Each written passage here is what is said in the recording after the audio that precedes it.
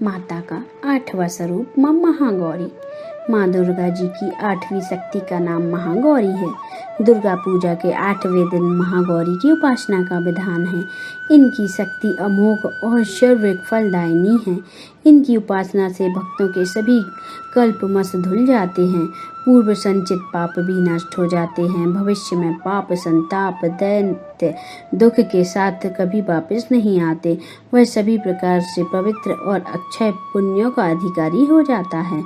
महागौरी का ध्यान, स्मरण, पूजन, आराधना भक्तों के लिए सर्वविधि कल्याणकारी है। हमें सदैव इनका ध्यान करना चाहिए। इनकी कृपा से अलौकिक सिद्धियों की प्राप्ति होती है। मन को अनन्य भाव से एकनिष्ठ कर मनुष्य को सदैव इनके ही पदारविंदों का ध्यान करना चाहिए। माँ महागौरी भक्तों का कष्ट अवश्य दूर करती हैं। इनकी उपासना से अंतजनों के असंभव कार्य भी संभव हो जाते हैं। अतः इनके चरणों की शरण पाने के लिए हमें सर्वाधिक प्रयत्न करने चाहिए। महागौरी के पूजन से सभी 9 देवियाँ प्रसन्न होती हैं। इनका वर्णन पूर्णतः गौर है। इस गौरता की उपमा शंख, चक्र और कुंद के फूलों से की गई है। इनकी आयु 8 वर्ष की मानी गई है। अष्टवर्षा वेद गौरी। इनके समस्त वस्त्र एवं आभूषण आदि भी श्वेत हैं। महागौरी की 4 भुजाएं हैं। इनका वाहन वृषभ है। इनके ऊपर के दाहिने हाथ में अभय मुद्रा और नीचे वाले दाहिने हाथ में त्रिशूल है। ऊपर वाले बाएं हाथ में डमरू और नीचे वाले बाएं हाथ में वर मुद्रा है। इनकी मुद्रा अत्यंत शांत है। इनकी कथा, माँ महागौरी ने देवी पार्वती के रूप में भगवान शिव को पति रूप में पाने के लिए कठोर तपस्या की थी।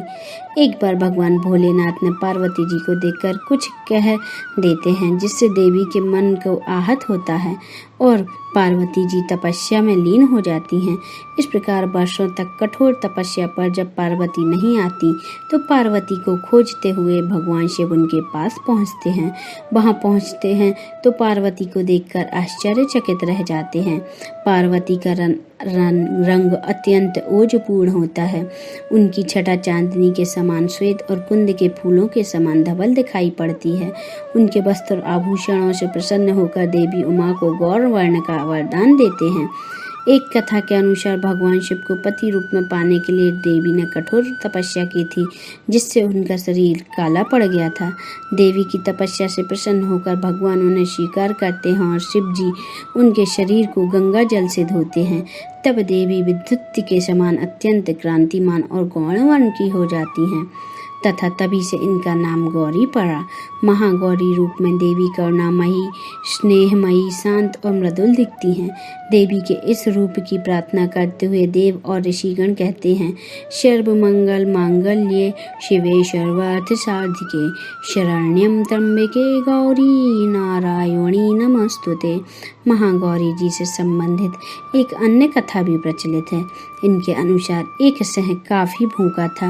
वह भोजन की तलाश में वहां पहुंचा जहां देवी उमा तपस्या कर रही थी। देवी को देख सिंह की भूख बढ़ गई, परंतु वह देवी की तपस्या से उठने का इंतजार करते हुए वहीं बैठ गया। इस इंतजार से वह काफी कमजोर हो गया।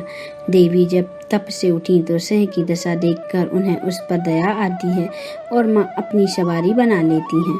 क्योंकि एक प्रकार से उसने भी तपस्या की थी, इसलिए देवी गौरी का वाहन बैल और सिंह दोनों ही हैं। अष्टमी के दिन महिलाएं अपने सुहाग के लिए देवी माँ को चुंदरी भेंट करती हैं। देवी गौरी के पूजन का विधान भी पूर्ववत है, अर्थात जिस प्रकार सप्तमी तिथि तक माँ की पूजा करती हैं उसी प्रकार अष्टमी के दिन भी प्रत्येक दिन की तरह देवी की पंचोपचार सहित पूजा करते हैं।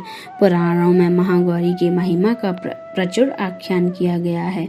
ये मनुष्य की वृत्तियों को सत्य की ओर प्रेरित करके असत्य का विनाश करती हैं। हमें पतित भाव से सदैव इनका शरणागत रहना चाहिए। या देवी सर्वभूतेषु शक्ति रूपेण संस्थिता नमस्तस्यै नमस्तस्यै नमस्तस्यै नमो नमः। अर्थात हे माँ सर्वत्र विराजमान और माँ गौरी के रूप में प्रसिद्ध अम्बे, आपको मेरा बारंबार प्रणाम है। हे माँ मुझे सुख समृद्धि प्रदान करो। बोलिए माता महागौरी की जय।